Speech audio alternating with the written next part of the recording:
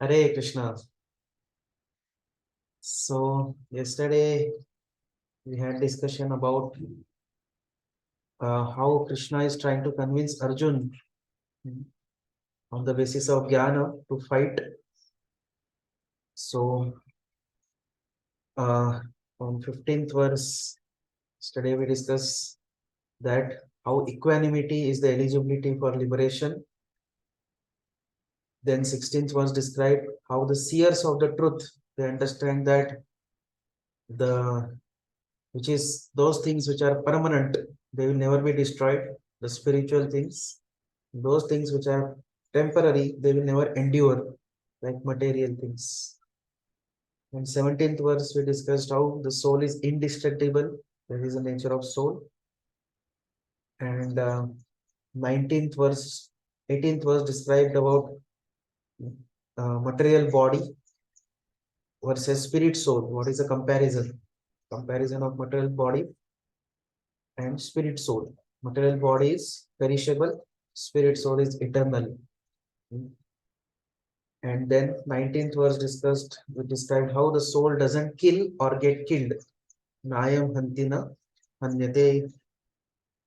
20th verse discussed about how the soul never dies. And 21st verse discussed the similar point, no one can kill the soul. So we see how in the different ways Krishna is trying to convince Arjun to fight. Same point, more or less in different ways, Krishna is repeating. So now please recite the 22nd verse. Darshan Prabhu.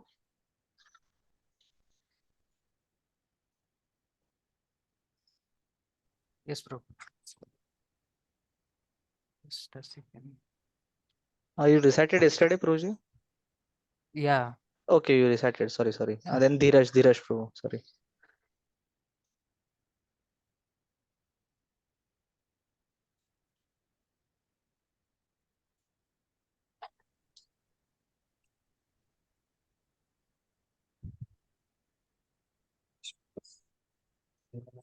वासांसि जीर्णानि यथा विहाय वासांसि जीर्णानि यथा विहाय नवानि गृह्णान्तो गृह्णाति नरोपराणि नवानि गृह्णाति नरोपराणि नरोपराणि ता शरीराणि विहाय जीर्णानि तथा शरीराणि शरीराणि विहाय जीर्णानि जीर्णानि अन्यानि संयति नवानि देहि अन्यानि संयाति नवानि देहि.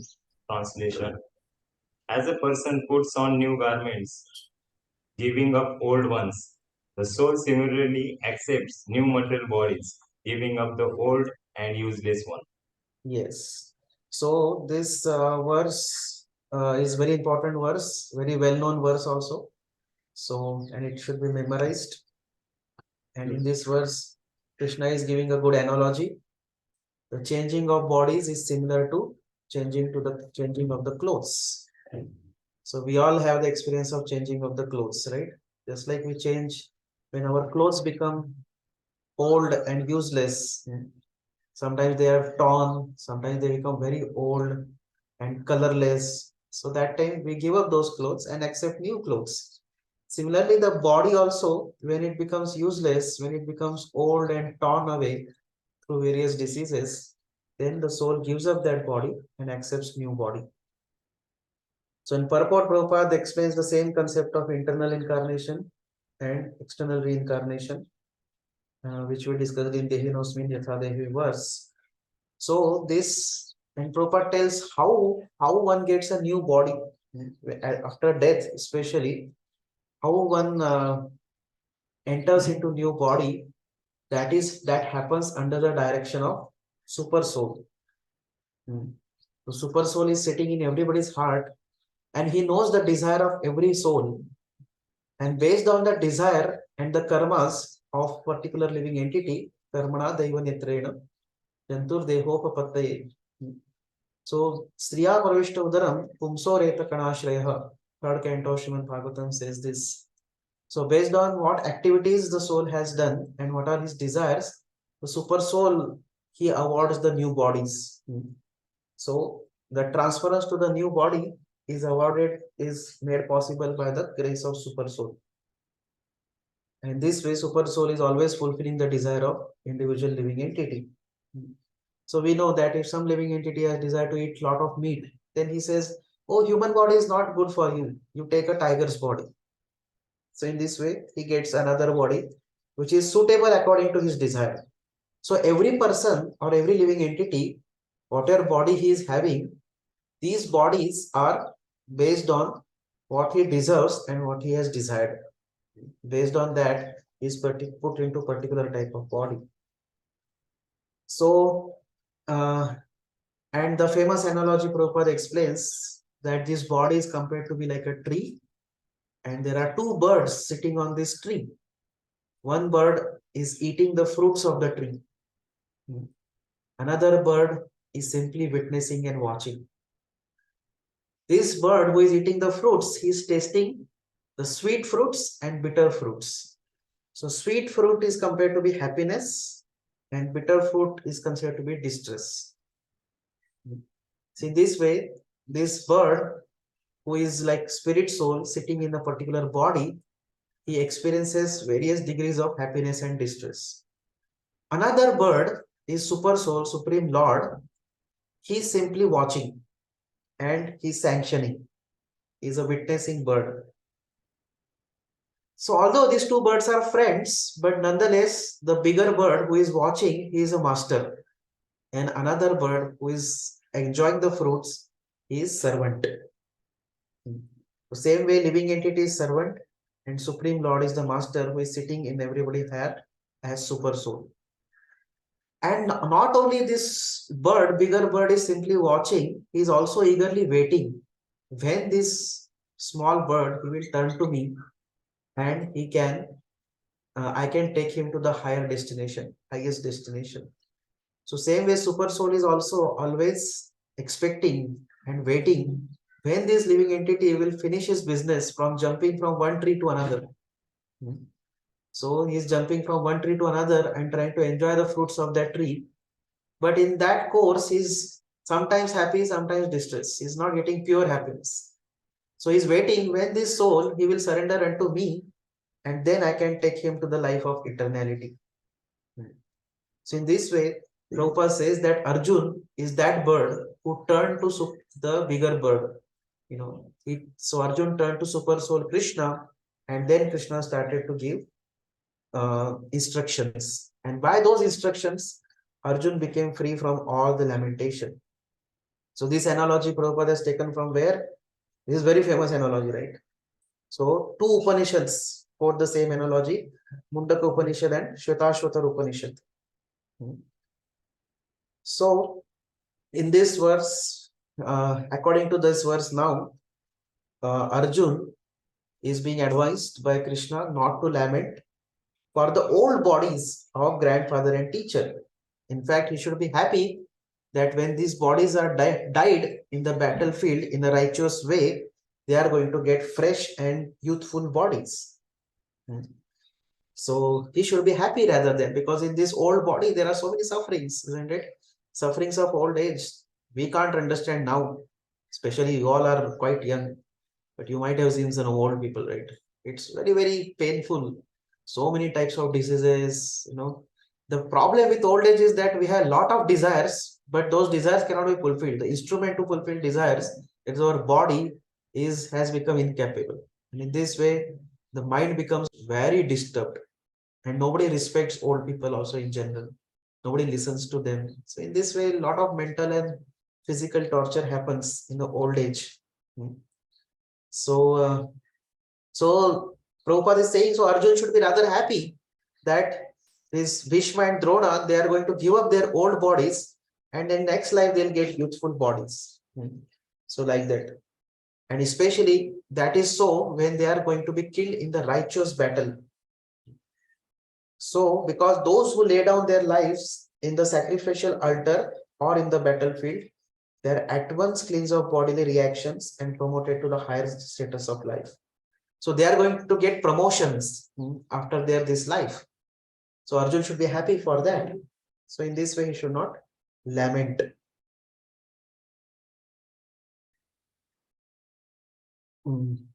Yeah.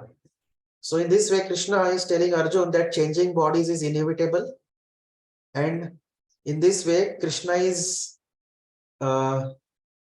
counteracting Arjun's refusal to fight, because he's telling that anyways, even if Arjun refuses to fight, that will not protect Bhishma, Drona, or anybody else on the battlefield. They will have to change bodies anyway, this way or that way. Better they die in the righteous way and they get a nice promoted bodies. In this way, Krishna is defeating Arjun's argument. Okay, so please recite verse number 23.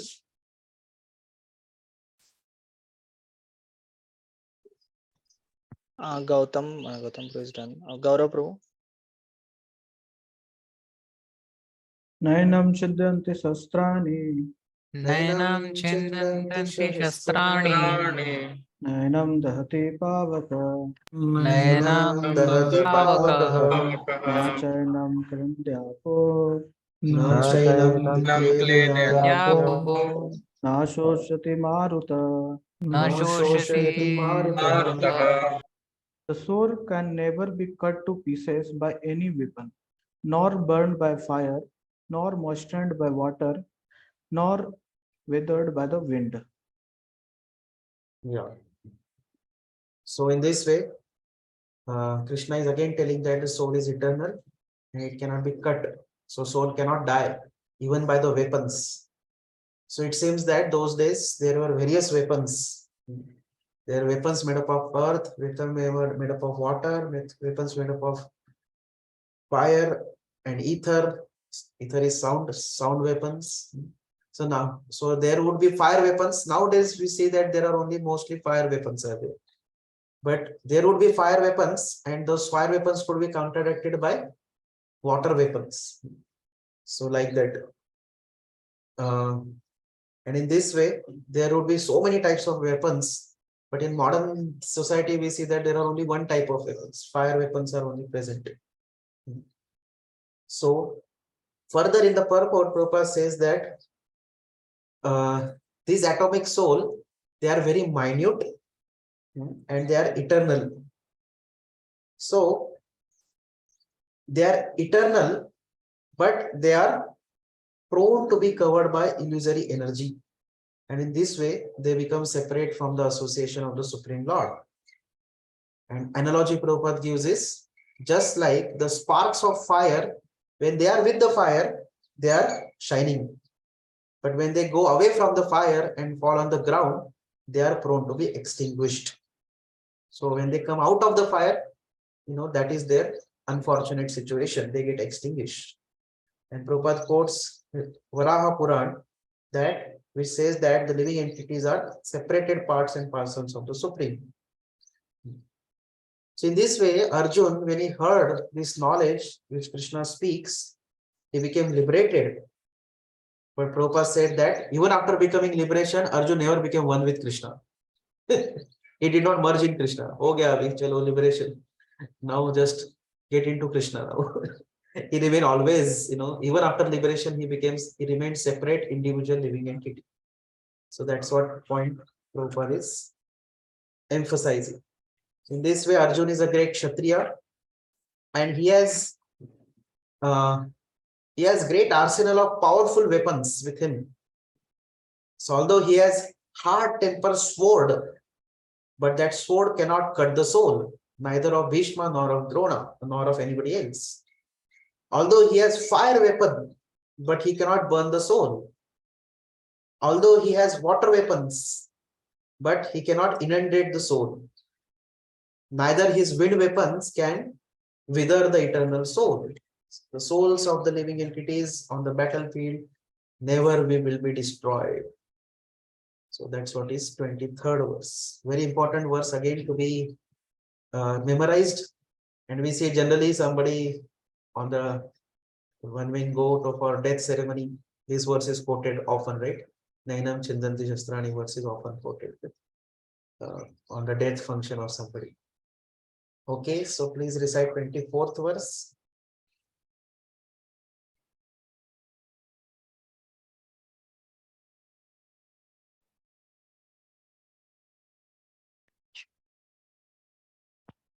Just a minute. Okay. Himanshu Prabhu.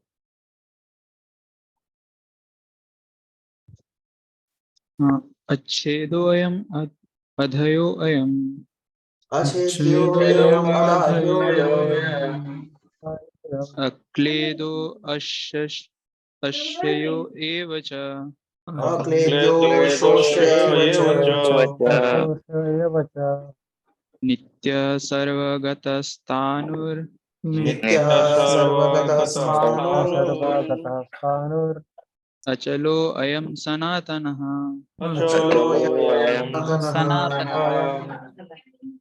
This individual translation, this individual soul is unbreakable and insoluble and can be neither burned nor dried. He is everlasting, present everywhere, unchangeable, immovable, and eternally the same. Prabhuji, shall I read the No. So one of the word comes in the purport. Prabhupada focuses on is sarvaga. Sarvagataha. Sarvagataha means gataha means ja sakte hai. One who can go everywhere. That means that the living entities are present everywhere in the God's creation. This is what Prabhupada is focusing more. So they can live in the land, in the water, in the air, as well as in the fire also.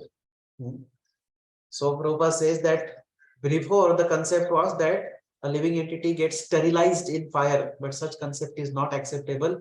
And we know that in recent times, they have found out fire bacteria also who remain alive in the fire. So that means the soul can be present even in the fire, isn't it? So soul is everywhere present.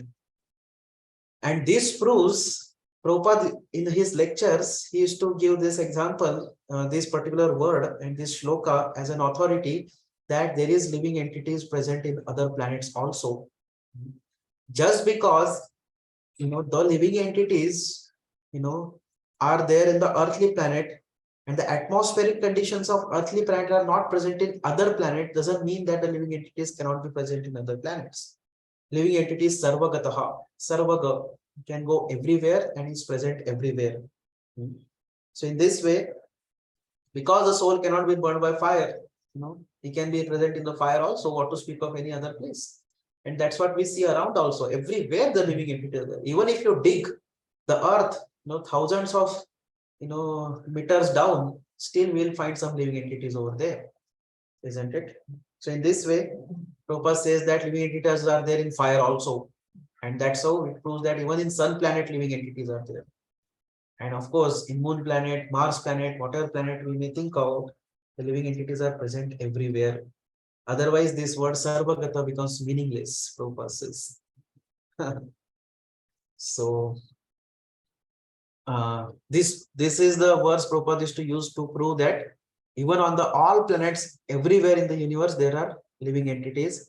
Only thing Prabhupada is to say, you cannot get visa to that place. Just like from here to go to America also we require visa. Why not visa required for other planets? And you don't have visa, that's why you cannot see the living entities over there. Like that. Okay, 25th verse, please recite. Karthik Prabhu.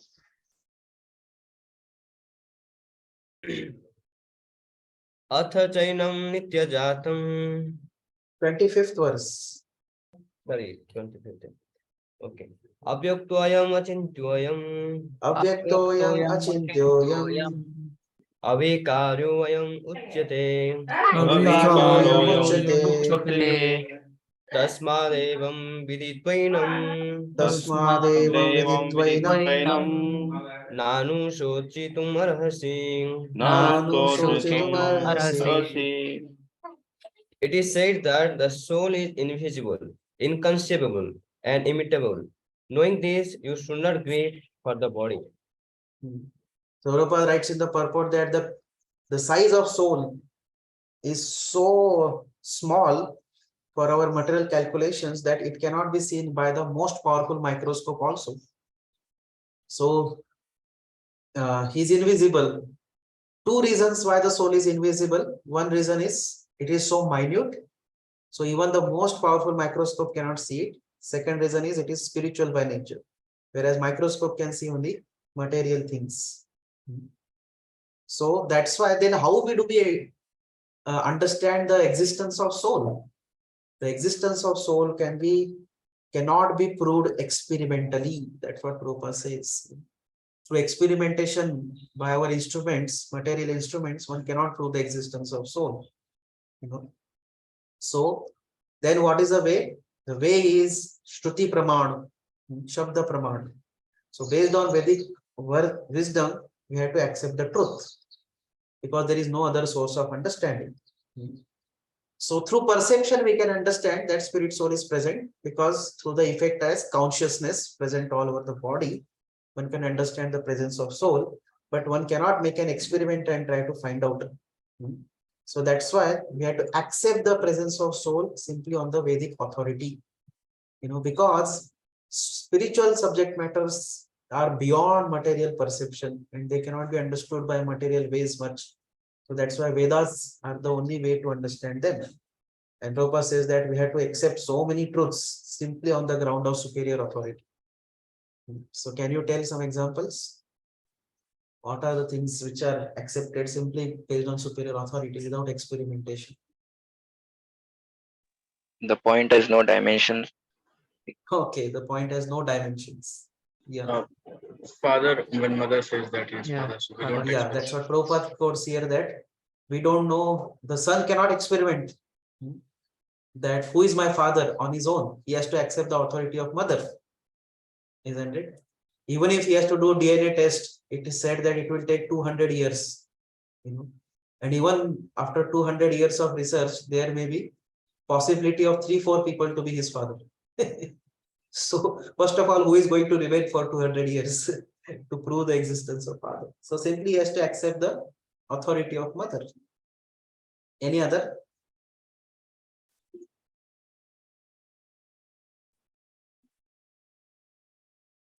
Counsel should be kept into the altar. Counsel can be kept to the altar even if he is an animal born. Prabhupada gives this example that although counsel is the bone of an animal, then still it is used for altar. So these kind of things have to be accepted as Vedic pramana. Similarly, another example was Cow dung. Cow dung. cow dung. Yes, cow dung, although it is a stool of animal. So even the stool of a brahmana is also abominable. Prabhupada says in another lecture that you cannot say that, oh, why cow stool should be considered sacred, brahmana stool also should be considered sacred. No, even the brahmana stool is abominable. It cannot be accepted. But cow stool still is accepted as this thing. It is accepted as pure. And of course, there is some research in modern times and they have proved that cow stool has got a lot of antiseptic properties. But these are accepted in the Vedas since time immemorial, like that. So there are many such things which are accepted simply based on authority. In fact, in one modern science, people accept many things based on authority. Whatever academics you studied, have you proved everything through experimentation? Isn't it? We have simply accepted the authority. We don't know also whether it is true or not. So even, this is the way people put faith on the authority, because it is written in the book, because it is told by a particular teacher, so people accept. And it is so that it is the product of 4 defects of material nature. Despite that, one accepts things as truth. Then what to speak of the spiritual subject matters? And when they are spoken by the authorities, we are beyond 4 defects. Supreme Lord is speaking, so which is beyond 4 defects. Vedas are speaking, which are beyond 4 defects. When such personalities and authorities are speaking, that should be the proof for the existence of soul. So in this way, Prabhupada says there is no source of understanding the soul except for by studying the Vedas. It is inconceivable by human experimental knowledge, like that. So next, Prabhupada explains that in the purport that super soul is infinite and living entity is infinitesimal. And living entity is described as unchangeable. That means he will remain eternally the way infinitesimal he is, and he will never become one with the infinite soul, and he will never become equal with the infinite soul. So practically every purport is refuting Mayavad philosophy, isn't it? And now, in the last portion of the purport, Prabhupada writes something very important, very wonderful. What he says, this concept is repeated in the Vedas in different ways, just to confirm the stability of conception of soul. Now just listen. Repetition of something is necessary in order that we understand the matter thoroughly without error. You got this point? The importance of repetition, Prabhupada is telling. Repetition of something is necessary in order that we understand the matter thoroughly without error. And especially it is required for spiritual matter, because it doesn't enter the intellect of a person very easily. So sometimes when we have this type of feeling that Prabhupada repeats the same thing again and again and again and again, we see all Prabhupada's lectures, almost same point is there, no new point, isn't it?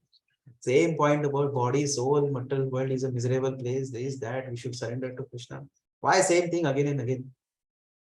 But this is the reason Prabhupada is telling. Why repetition? So that one understands the point without a doubt, matters thoroughly, and also it becomes completely fixed in our consciousness. Then only we can implement. So spiritual knowledge is not for gathering some various types of informations. It is not about information. It is meant for transformation of our heart. And that transformation of the heart cannot take place unless until we are fixed into that knowledge, and also we apply that knowledge in our life. Then only the transformation can happen. So many times we see that we know the knowledge, but we fail to implement it. So that's why that knowledge has to be heard again and again. His Holiness Jayadvaita Maharaj was telling that knowledge has to be heard again and again. I was also hearing one class of His Holiness Radhanath Maharaj recently. He was telling that hundreds of times you can read Bhagavad Gita, and if we read with proper submissive spirit, we'll get deeper and deeper understanding and wonderful realizations through it. So it is not that one has to keep on craving for newer and newer things. Those devotees who are great souls, they have read Bhagavad Gita many times. When I was staying in Voice, I remember as Krishna Kishore Prabhu used to come those days as a preacher. So that time he had read Bhagavad Gita 7 times, and he said that was his experience, that every time he gets a newer and newer realizations through it. So that's why Krishna conscious knowledge, especially spiritual knowledge, is about what? Revising and repetition. Again and again you repeat and repeat and repeat, and you understand things, go deeper into it. Every time you read again, you go deeper into it, and that concept becomes fixed in your intellect. It becomes fixed in your consciousness, and then one becomes conversant with that knowledge, and then also one starts to apply that knowledge in his life, and that's how the realization takes place, and that's how one becomes liberated from material bondage. So one should not be bored of repetition.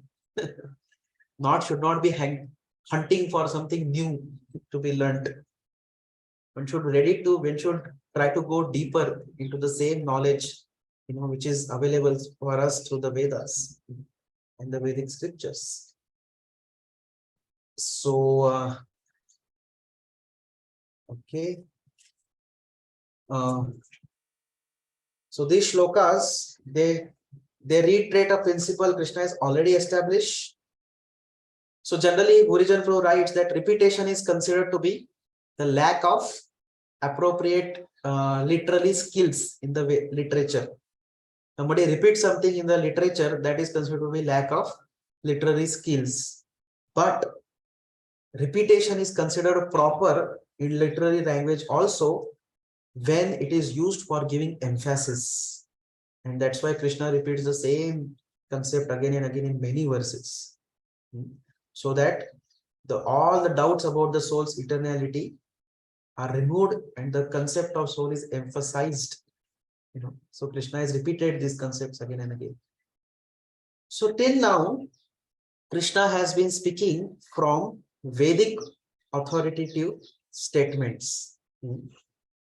So now Krishna is beginning another stream of arguments. to convince Arjun to take part in battle.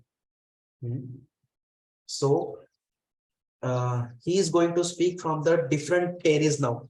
Till now, there was a Vedic knowledge, and he presented his own opinions and other scriptural conclusions why one should not lament for the soul. So Krishna has spoken on this, but next verse onwards, Krishna will present other viewpoints in accordance with material vision, even that which rejects the existence of soul. So,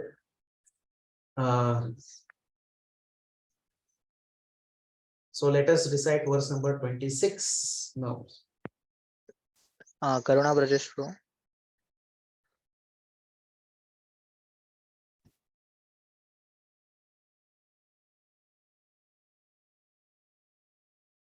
अथ चैनं नित्यजातं नित्यं वा मन्यसे मृतं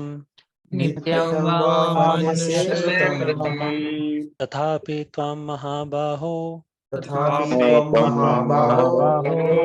नैनं शोचितुम् अर्हसि. Translation: If, however, you think that the soul or the symptoms of life will always be born and die forever, you still have no reason to lament, O mighty armed. Yes, please read the purport. There is always a class of philosophers, almost akin to the Buddhist, who do not believe in the separate existence of the soul, beyond the body. When Lord Krishna spoke the Bhagavad Gita, it appears that such philosophers existed, and they were known as the Lokayatikas and Vaibhashikas. Such philosophers mainly maintain that life symptoms take place at a certain mature condition of the material combination. The modern material scientist and materialist philosophers also think similarly. According to them, the body is a combination of physical element, and at a certain stage, the life symptom develop by interaction of the physical and the chemical elements. The science of anthropology is based on this philosophy. Currently, many pseudo religions, now becoming fashionable in America, are also adhering to this philosophy, as are the nihilistic, non-devotional Buddhist sects. Yes, so this is not a new philosophy which modern scientists and modern people are telling that. So now you understood how Krishna has changed the course of his speaking. Now he's speaking from a point of a purely materialistic point of view, where there is no acceptance of existence of soul. So now he is telling that how there are, even if you believe that there is no soul, their body is simply made up of chemicals, and at certain combination of chemicals, the consciousness is produced. Still, there is no cause for you to lament. So, and Prabhupada gives a reference of these two personalities, Lokayatas and Vaibhashikas. So, Lokayatas are the people who claim that the body is Atma, or the self, which is continuously born and continuously dies, and there is no way to get out of it. One is simply, so they are called as Lokayatas. Then Vaibhashikas maintain that Atma is different from the body. There is a spirit soul separate from the body, but even the spirit soul is subject to destruction. That is their concept. So Krishna is telling to Arjun that even in both of these philosophies, there is no next birth. And this way, there is no fear of committing fear of sin continuing in the next life. Everything ends with the body, isn't it? So you don't have to fear for the sin, isn't it? And thus it is inevitable. There is an unavoidable creation and destruction of the body or self. They are considered body only to be self. So that's a very nature to change. There is no need to lament. Prabhupada says that if Arjun does not believe in the existence of soul, like in this Vaibhashika or Lokahita's philosophy, still there is no cause of lamentation, because it is a loss of some set of chemicals, isn't it? In a chemical laboratory, when we take some chemicals and throw them away, we don't lament for them. Isn't it? We just take them, use them, and then throw it away. Isn't it? It's not that we lament. So Prabhupada says, even in modern warfare, so many chemicals are being thrown here and there, and nobody for achieving victory. So in this way, if the soul vanishes along with the deterioration of the body, so in that case also, that there is no reason to lament, because the chemicals are simply getting wasted, they're simply getting destroyed. That's it. So also Prabhupada says that according to this theory, since there are so many living entities generating out of matter at every moment, and so many of them getting vanquished at every moment, so what is the need to grieve? Because anyways, living entities are dying on their own. If some living entities die on the battlefield, what is the problem? They may just die. Also, if there is no rebirth for the soul, if there is no birth after this life, most of the materialistic philosophers say like that, right? Most materialistic people concept is this life is all in all. There is no life after this death. At the time of death, we are finished. This is the common conception, even in modern times, isn't it? That there is no next life. So Prabhupada says that even if there is no rebirth for the soul, Arjun had no reason to be afraid of being affected by sinful reactions. So, because there is no next life at all, so where is the question of sinful reactions for the future life, isn't it? Everything is finished in this life itself, like that. So Prabhupada says that here, but Krishna is sarcastically addressing Arjuna as Mahabahu, mighty armed, because Krishna at least did not accept the theory of Vaibhashikas. Why? Because it leaves away Vedic wisdom. So this philosophy of Vaibhashikas and Lokayuktas, that is not acceptable. But for the sake of argument, Krishna is telling Arjuna that even if you don't believe in the existence of soul, still there is no cause for you to lament. So Arjuna belonged to Vedic culture, and in this way, he had faith on the existence of soul. So in this way, it is befitting for him to continue to follow the Vedic principles, not go to these atheistic, principles of non-existent of the soul or material conception of life that body is all in all. So like that. So in this way, before Krishna first explains the soul eternality, now he is arguing on the basis of principles presented by other philosophers, namely atheists and Buddhists. And in this way, Krishna checkmates Arjun here in this verse. On a material conception, on the spiritual conception, either of the conception, there is no need to lament. So he's giving him, talking to him on all different possible angles, like that. So he's telling that if all the assembled warriors, if they are eternal souls, no one will die on the battlefield because they are anyways eternal. And that's why Arjun should do his duty and fight. And if no soul exists and life is simply the result of chemical combination, then still Arjun should do his duty and fight. Because anyways, the chemicals are there which will be destroyed anyways now or some other time. So in this way, he should not be afraid to fight. After all, how can be the killer of a combination of chemicals?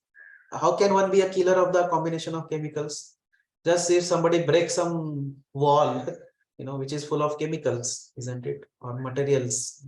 It is not, he is not considered to be a murderer or killer or sinful person, isn't it? Thus, whether the soul exists or not, Arjun should not lament, but should fight. So that was the way Krishna is trying to convince Arjun. Okay, please recite 27th verse. Lalit Prabhu. जातस्य हि ध्रुवो मृत्युर् जातस्य हि ध्रुवो मृत्युः ध्रुवं जन्मामृतस्य च ध्रुवं जन्मामृतस्य च तस्माद् परिहार्येऽर्थे तस्मात् अपरिहार्येऽर्थे न त्वं शोचितुमर्हसि न त्वं शोचितुमर्हसि. Translation: One who has taken his birth is sure to die, and after death, one is sure to take birth again. Therefore, in the unavoidable discharge of your duty, you should not lament. Yes, please read purport. One has to take birth according to one's activities of life, and after finishing one term of activities, one has to die to take birth for the next. In this way, one is going through one cycle of birth and death after another without liberation. This cycle of birth and death does not, however, support unnecessary murder, slaughter, and war. But at the same time, violence and war are inevitable factors in the human society for keeping law and order. The battle of Kurukshetra, being the will of Supreme, was an inimitable event, and to fight for the right cause is the duty of Kshatriya. Why should he be afraid of or aggrieved at the death of his relatives, since he was discharging his proper duty? He did not deserve to break the law, thereby becoming subjected to the reactions of the sinful acts of which he was so afraid. By avoiding the discharge of his proper duty, he would not be able to stop the death of his relatives, and he would be degraded due to his selection of the wrong path of action. Yeah, so Krishna is emphasizing the importance of duty. He said, one who is born, Jatasya hi dhruva mrityu, is sure to die due to his karma. And dhruvam janma mritasya cha, after death, one is sure to take birth again. Tasmat apariharyarthe. So birth and death are inevitable. And that's why you should do your duty. Natvam shochitu narasi, and you should not lament. So Krishna is telling that by avoiding the duty, you will not be able to stop the death of your relatives. But on the other hand, you will become degraded due to the selection of wrong path of action, because giving up duty is the wrong path of action. So birth, what is the birth? Is a combination of Atma with previously non-existing senses and body. And death is what? It is the separation of Atma from that body with its senses. So in this way, how birth and death arises? Birth and death arises from one's good and bad deeds. And in this way, it is inevitable. So for what is inevitable, one should not give up his duty. That's what Krishna is emphasizing. So Prabhupada is again emphasizing the two same points which we discussed yesterday. This does not support unnecessary slaughter. At the same time, this does not refrain one from necessary violence. Yeah. And Arjun is wrong if he thinks he will stop the Kauravas' deaths by not fighting. When the eternal souls contact a temporary material body, the birth takes place. And when the eternal soul loses the contact with that body, the death results. This point is again will be explained. Yes, so Krishna is again coming back to soul philosophy, because that Vaibhashika and Lokahita's philosophy is not approved. It's a non-Vedic philosophy, and that's why it was not approved. So again, he's coming back to the soul concept. You had taken that particular philosophy only for the sake of argument, but it is not that. That's what we discussed in last purport. Prabhupada says that Krishna is sarcastically addressing Arjuna as Mahabaho, that you are not going to believe this philosophy, I know, because neither I believe this philosophy. So better to believe Vedic philosophy, like that. Okay, 28th verse. Mandar Prabhu.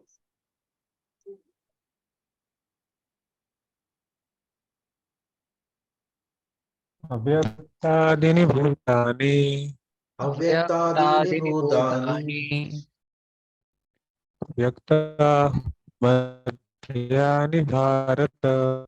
Vyaktamadhyani Bharata. Nidhananyaiva.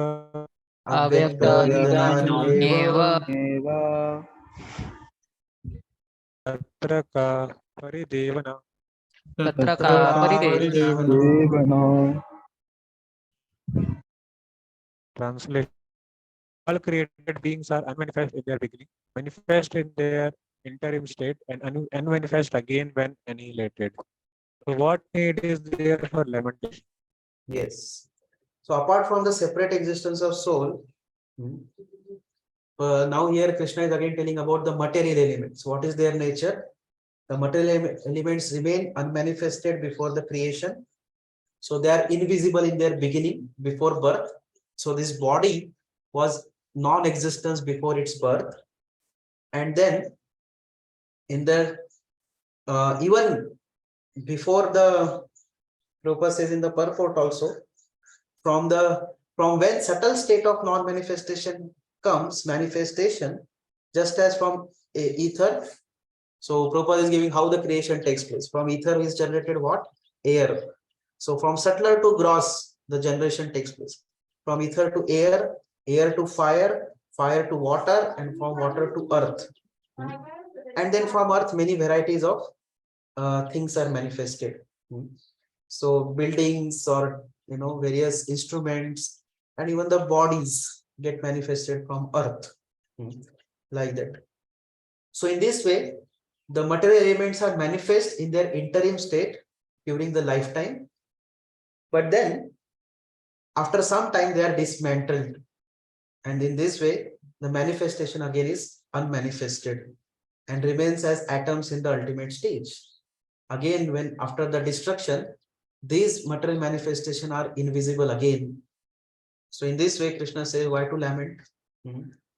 Because anyways, it was not present in the beginning, isn't it? These elements were not present in the beginning, and for some time they are going to be there, and after some time they are not going to be there. So in that way, their existence is anyways temporary only. So why to lament for those things which are not going to endure for a long time? They are not going to endure for permanently. Why should one lament? So in this way, Prabhupada says, yes, the law of conservation of energy remains, but in the course of time, things are manifested and unmanifested. So that's why there is no cause of lamentation either in the case of manifestation and unmanifestation. And even on the spiritual platform, even the unmanifested state, the living entities are not lost, isn't it? The living entities remain. The material elements remain, living entities remain. Only that particular manifestation of material nature that is lost. So in this way, there is no real material difference, Prabhupada says. And then Prabhupada again comes to this analogy that we must remember always that body is like a dress, and just like when we change the dress, we don't lament. Similarly, one changes the body, one should not lament. In fact, this material body has factually no relationship with eternal soul. It is what? It is like a dream. In the dream, we get so many bodies. In a dream, we may get a king's body, or in a dream, we may get a heavenly body, or in the dream, we may get. So we all have experience of dream, right? So in dream, so many bodies are various ways created, but when we are awakened, those bodies are lost. And there is nothing existing what we see in the dream. Same way, our connection with this material world is also like a dream. It is simply a dream-like state wherein we imagine or we are dreaming that we are having this particular type of body, and I am so and so, and I am having belonging to this caste and this nationality, and these are my functions and these are my relations. So this all is going on in the dream, and the dream produces the emotions of happiness and distress, isn't it? You must have experienced that. In the dream, we sometimes produce the happiness and distress. Once I was sleeping and I got a dream that I broke Ekadashi. So it was quite painful. In the dream, I was suffering like anything. Oh, I broke Ekadashi, I broke Ekadashi. It was not yesterday, previous Ekadashi I got that type of dream. But then I got up and understood that I had not broken Ekadashi, isn't it? So my suffering of breaking Ekadashi was simply kind of it was a dreamy state. It was non-existent actually, isn't it? So same is the material manifestation, and especially the soul's identification with the body is like that dream only. So although one may experience various types of emotion in relation to this material world, but it is like those emotions which are experienced in the dream. So, and when we wake up to reality, that is called as self-realization, then we become free from the shoka, moha, bhaya. lamentation, illusion, and fear. One becomes free from all that. So in either case, whether one believes in the existence of soul or not, there is no cause of lamentation for the loss of body. That's what Krishna is telling. So this verse is explained from the two perspectives of two philosophies. Sankhya philosophy is that even when the living entities are not visible, their subtle and gross bodies exist invisibly in potential form due to their karma, as the elements like earth composing the bodies always existing. This is Sankhya philosophy. And the law of conservation of energy remains, but the course of time, things are manifested and unmanifested. So Sankhya is basically counting the basic elements. Another philosophy is Drushti Srushtivad, that even when living entities are visible in their middle period, that visibility is also an illusion. Because that material visibility is also like a dream-like state. It is not the permanent state of a living entity. It's a misidentification of soul with the body. And that's why when we say that he is so and so or she is so and so, that also is an illusion because he is not that and she is not that. Even if we say I'm Indian, but I'm not Indian, because it is simply an illusory identification. So that the living entities, when they are becoming visible, so that is their not actual form. They are visible only through their dress. That's it. So like sometimes we call rickshaw wala, hey rickshaw come, isn't it? So now rickshaw cannot come by itself. There is a driver of rickshaw who comes. So if we think that this driver is rickshaw is only the driver, then it is an illusion. What we see is that rickshaw is not a driver. The driver is different. So when we see rickshaw, we are not exactly seeing the driver also, right? So we don't know who is a driver. But when one comes near, then one can understand, oh, driver is present. And this and so fellow is driver. But nonetheless, we always have understanding that when the rickshaw is moving, there must be driver. Without that, the rickshaw cannot be moving. Actually. So the real personality in the rickshaw is driver. Without driver, rickshaw cannot move even an inch. It cannot function even an inch. The same way, when we are seeing living entities in their bodies, we have to inevitably understand that there must be spirit, soul, and without that, the bodies, simply bodies cannot exist. And what we are seeing, a person is not the actual person we are seeing. We are simply seeing his outward covering. That is the only thing we are seeing. So that's why Drushti Srushtivad says that even in the visible state, their visibility is also illusion. Like that. So in this way, Krishna just said that Arjuna should fight whether he believes in the eternal soul possessing a material body. At no soul, only a body exists. So whether we believe or not, material body was previously unmanifested. Now for some time the body is going to be manifested, and in future again it will become unmanifested. And the body must be annihilated in this way. So in this way there is no cause of lamentation. So Arjuna should fight regardless of what knowledge of the soul he accepts as true. So, and in this way, Krishna is speaking Jnana again, continuing to speak Jnana in the next verse. So please recite 29th verse. Mayapur Vihari Prabhu.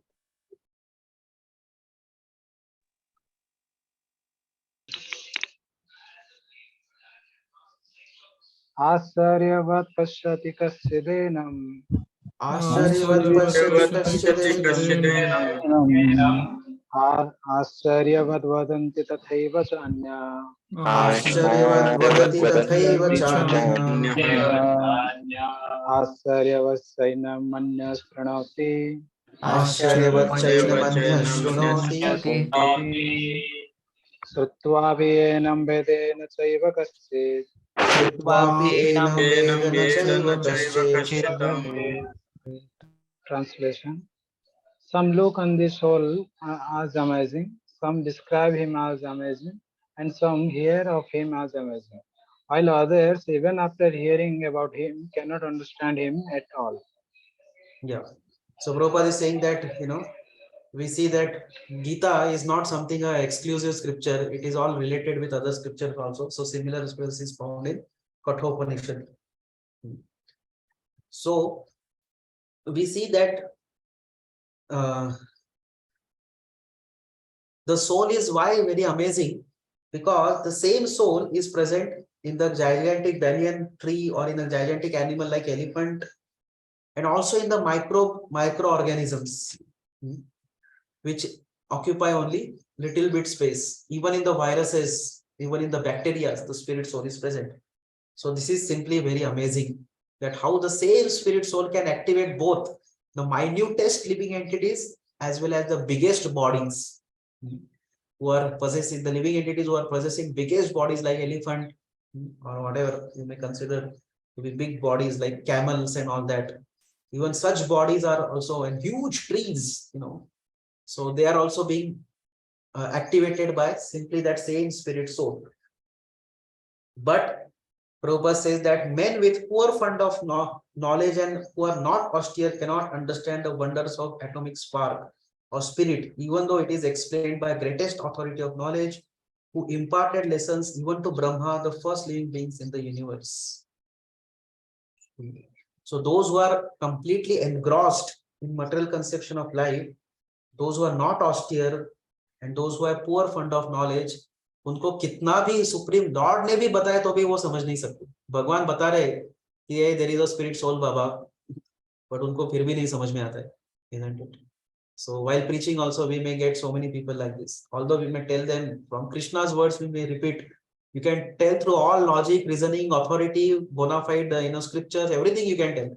Still they won't accept, and they won't.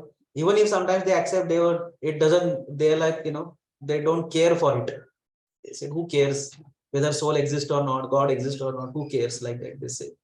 So why like these people are there? Because of poor fund of knowledge and because of gross material conception leading to non-austere life, like that.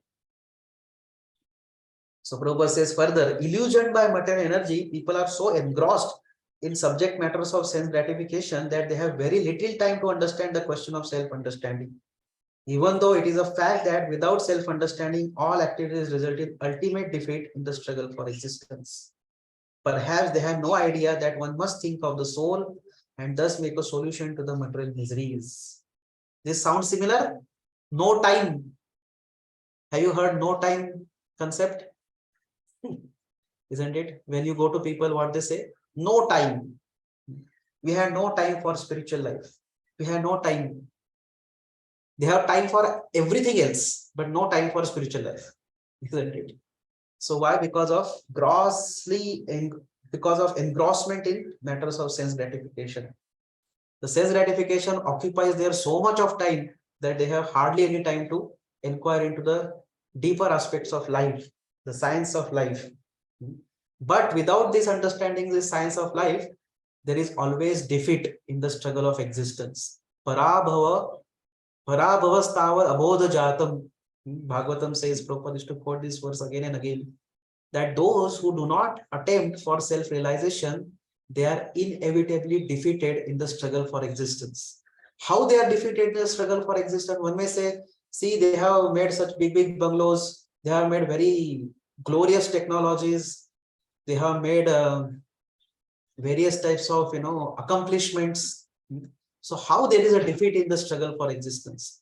Why? Because the defeat is there in the struggle for existence is because they cannot eradicate their miseries despite the various types of achievements.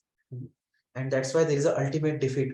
And at the time of death, they have to give up all of their achievements and go empty-handed. Khali haath aaye the, khali haath jayenge, isn't it? So in this way, they are defeated.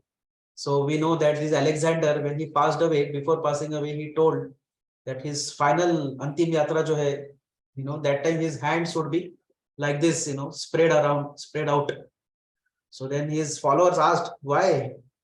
He said, I want to show to the whole world that although I conquered the whole world, one sense I am a world conqueror, but I am carrying nothing with me. All things which I have accomplished, I have to just leave them behind. And he said, all the doctors, Vaidyas who were there that time, who treated me, they should also accompany me. Why? Because these doctors also could not save my body and save my life. And also while going, just throw away all the money and wealth and coins which I have. Why? Because so that people understand even that money, which although I have acquired so much of money, it cannot help me at the time of death. So in this way, the people who do not accept the concept of spiritual life, they are defeated in the ultimate struggle for existence. And they cannot make solution to the material miseries. Now further Prabhupada says, some people who are inclined to hear about the soul may be attending lectures in good association, but sometimes owing to ignorance, they are misguided. So sometimes people are interested also in the soul and they hear also, but they are misguided by Mayavadi philosopher saying, accepting the super soul and atomic soul as one without any distinction of magnitude. So there is another unfortunate situation. So many of the soul people are not interested only, and they have no time, they say. But those people who are interested, there is another danger is that sometimes they are misguided and they get misconception that soul and super soul are एक ही है, आत्मा सो परमात्मा. ये philosophy से ये होता है. So in this way, Prabhupada said it is very difficult to find a man who perfectly understands the position of super soul, the atomic soul, and their respective functions and relationships, and all other major and minor details. It is very difficult. So when we are having this Krishna consciousness, this process and this philosophy, we have to know that how rare it is. We have not got it.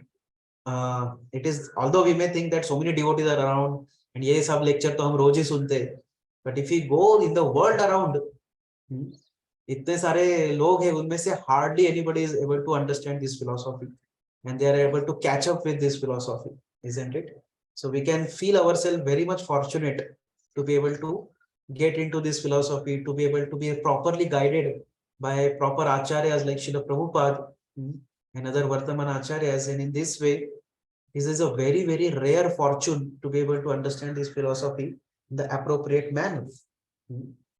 So now, and so Prabhupada said that's why it is rare to find such a person who perfectly understands these things. It is still more difficult to find a man who has actually derived full benefit from the knowledge of the soul and who is able to describe the position of soul in different aspects. So this is our homework now. Yes, we have got the knowledge. Abhi next step is what? Derive actual benefit. Means actually act on a platform of self-realization. Actually become spiritually enlightened and also describe the position of soul in different aspects. If somehow or other one is able to understand the subject matter of the soul, then one's life is successful. By understanding this subject matter of soul, one's life is successful. So further lines, you please pay attention very carefully. Prabhupada is making very, very powerful statements. The easiest process for understanding the subject matter of self, however, is to accept the statements of Bhagavad Gita spoken by greatest authority, Lord Krishna, without being deviated by other theories. What is the way to understand this concept of soul, which is very precious and which is very rare? Simplest way is just understand it from Krishna, who is the supreme authority. Krishna is the supreme Lord, so just take a knowledge from him and accept it and believe it. This is simple, right? Very, very simple. It sounds very simple. Now let's see what Prabhupada says. But it also requires a great deal of penance and sacrifice, either in this life or in the previous ones, before one is able to accept Krishna as Supreme Personality of Godhead. It is okay, it is very easy to understand. It is very easy concept. Now, Krishna ne bola hai, Bhagavad Gita mein accept kar lo, Baba. Soul is there, body is there, surrender unto Krishna. That's it. It is a simple thing. But just to accept Krishna as Lord, it is not such an easy thing. उसके लिए भगवान कृष्ण को भगवान समझने के लिए क्या है? Great deal of penance and sacrifice either in this life or previous life is required. So all of you must be like that. You must have done a lot of penance in your past lives, or maybe in this life, or sacrifices and all that. That's why you are able to accept Krishna as Supreme Lord. So it is very precious and very valuable, that set of knowledge you have and the set of faith you have on Krishna's supremacy. That is not simply, it has not come out so automatically. It has come because of some penance. At the same time, Prabhupada says, further. So, Krishna can, however, be known as such by the causeless mercy of pure devotees and yet no other way. So, we don't know whether we have done penances or not, but surely we must have got some causeless mercy of pure devotee, and that's why we are able to understand it and believe Krishna to be Supreme Lord and accept Krishna's statements. At least, first of all, to begin with, theoretically accepting. And then hopefully in future we'll be accepting on the realized platform also. So what is our fortune that we have got this particular knowledge? So maybe some of you maybe have done a lot of penances and sacrifices in previous life or this life, or the most important way is causeless mercy of the Vaishnavas, the great devotees, because that is the way to understand Krishna. No way one can understand Krishna. Yasya deve para bhaktir yatha deve tatha guru tasyaite kathita yartha prakashante mahatmanah. One who has got unflinching faith on the Supreme Lord and the pure devotee, then Guru Krishna Prasadi, by the mercy of Krishna and Guru, one actually receives the seed of bhakti. So it is the mercy of great devotees that helps us to understand Krishna. So this verse is very famous verse called as Ascharya verse, the amazing soul. This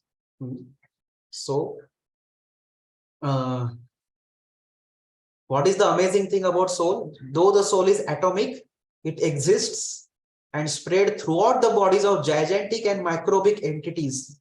Yet the soul is untouched by the bodily changes. In this way, the soul has having many such contradictory qualities, and in this way the soul is very much astonishing. So Ascharyavat means amazing, Pashyati means sees, Vadati means describes, Shrunoti means hears. So the first line of this verse says that Ascharyavat Pashyati means some look on the soul as amazing. The second line says Ascharyavat Vadati, some speak soul as amazing. And the third line says Ascharyavat Shrunoti, some hear about the soul and think him as amazing. So now Prabhupada, how he has translated, some look on the soul as amazing, and so that applies that amazing word applies to the soul, like that. It is the soul is the object of the sentence. However, Baladev Vidyabhushan, he has given another interpretation, wherein he says that this Ascharyavat can apply to the subject and the verb of this verse. Means what? This word amazing changes from modifying the soul to the modifying its subject and verbs. So Ascharyavat can means people. Some people who are Ascharyavat means what? Some people who are amazing, they look upon the soul. Some people who are amazing, they speak about the soul. Some people who are amazing, they hear about the soul. So amazing people hear about the soul. Previous Prabhupada's translation is what? People who look at the soul as amazing. The soul was given this title as amazing. Now here Baldev Vidyabhushan give another interpretation as amazing people talk about the soul. Amazing people hear about the soul. Amazing people look at the soul. So in this way, he is telling how one is attaching this word amazing to which place, that makes it a different interpretation. Now, another word it can says that, so in this way, some people describe the soul as amazing, also can be translated in other ways, like some people who hear the word amazing. So some people amazingly hear about the soul. Some people amazingly speak about the soul. Some people amazingly look at the soul. So in this way, Baladev Vidyabhushan gives different types of interpretations. Okay. So one more, although the time is up, we would like to take one more verse because it's the conclusion of this particular section. So please quickly recite the next verse, 30th verse. Vivek Prabhu.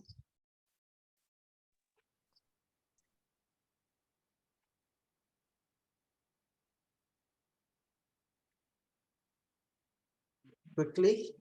Okay, maybe 9, Prabhu. Go ahead. हि नित्यम् अवध्योऽयम् Dehi Dehi nityam nityam avadyoyam avadyoyam. देहे सर्वस्य Bharat dehe sarvasya bharata तस्मात् सर्वाणि भूतानि tasmat sarvani Sarvani bhutani bhutani त्वं शोचितुम् अर्हसि. natvam natvam shochitum arhasi. arhasi. Translation: O descendant of Bharata, he who dwells in the body can never be slain. Therefore, you need not grieve for any living being. Yes, please read purport. The Lord now concludes the chapter of instruction on the immutable spirit soul. In describing the immortal soul in various ways, Lord Krishna establishes that the soul is immortal and the body is temporary. Therefore, Arjuna as a Kshatriya should not abandon his duty out of fear that his grandfather and teacher Bhishma and Drona will die in the battle. On the authority of Sri Krishna, one has to believe that there is a soul different from the material body, not that there is no such thing as soul, or that living symptoms develop at certain stage of material maturity resulting from the interaction of chemicals. Though the soul is immortal, violence is not encouraged, but at the time of war, it is not discouraged when there is an actual need for it. That need must be justified in terms of the sanction of the Lord and not capriciously. Yeah. So, as the best of the communicators, Krishna has concluded in this part of his instructions with the summary of soul's eternality. The best communicator or speaker is the one who summarizes what he has spoken, and Krishna is the best amongst the speakers. So he has concluded with a summary of what he has spoken. And in this way, Krishna has destroyed Arjun's illusion with proper knowledge. And now proper knowledge should lead to appropriate action. So in this way, Krishna has concluded this. Now the next section is Krishna is going to speak about Arjun's desire based on ignorance to neglect his duty out of sense of compassion for his family members. So in this way, Krishna is going to persuade Arjun to fight in the next section. So this ends this particular section of Jnana or Sankhya, you can say, over here, and which is the analysis of body and soul, matter and spirit. And the next section, which is going to Krishna is going to speak, is about Sakama Karma, that is performing the prescribed duty that gives enjoyment. That Krishna is going to speak about that. So that we'll see on the next class. Thank you very much, Hare Krishna. Srimad Bhagavad Gita ki jai. Srila Prabhupada ki jai.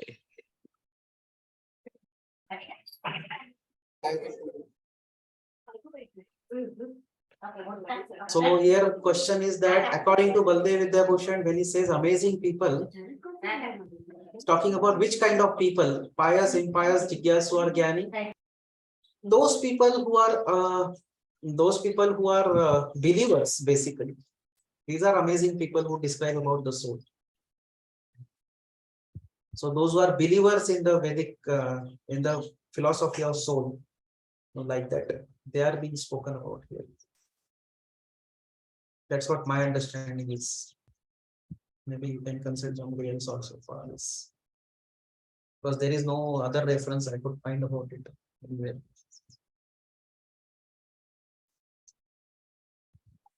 Okay. Yes, ma'am. Then Lokaikas and Vaibhashikas seem similar. So what's the difference? Lokaikas claim that body is only the soul. There is no difference. Body and soul are the same only. And so in this way, the self is continually born and dies. Continually dies. That is Lokaikas. Lokaikas. Lokayatikas are also called as Lokayatas. Both words are used. Vaibhashikas maintain that soul is different from the body, but soul is also subject to the destruction of body. Soul is also subject to destruction like body. That is what Vaibhashikas say. So Lokayikas don't differentiate between body and soul. Vaibhashikas differentiate, but they say that their characteristic is similar. So it's the only minute difference between them. Essentially similar philosophy.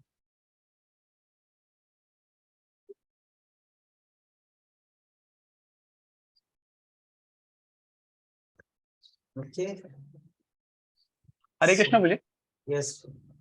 Vijay, verse number 24, in which Krishna has spoken about the quality, like the properties of the soul. It's spoken that this individual soul is unbreakable, insoluble, and can be neither burned and dry nor dried. Is everlasting, present everywhere, unchangeable. This next word, the word actually is used immovable. So, what is the meaning of this? Like, because of the soul, only body is able to move.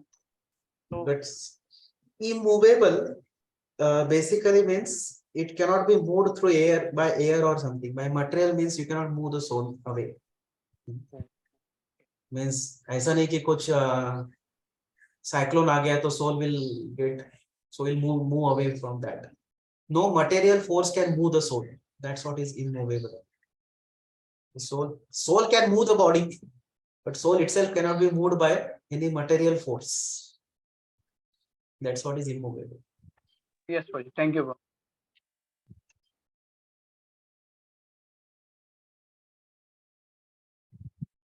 Okay. So I think today less questions are there. Yesterday, so many questions. The topic of violence was very controversial. Useful violence and unnecessary violence. So now that is done.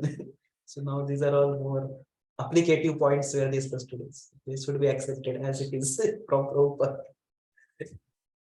Okay, so thank you, Hari Bol. Hare Krishna. Jai Srila Prabhupada ki jai.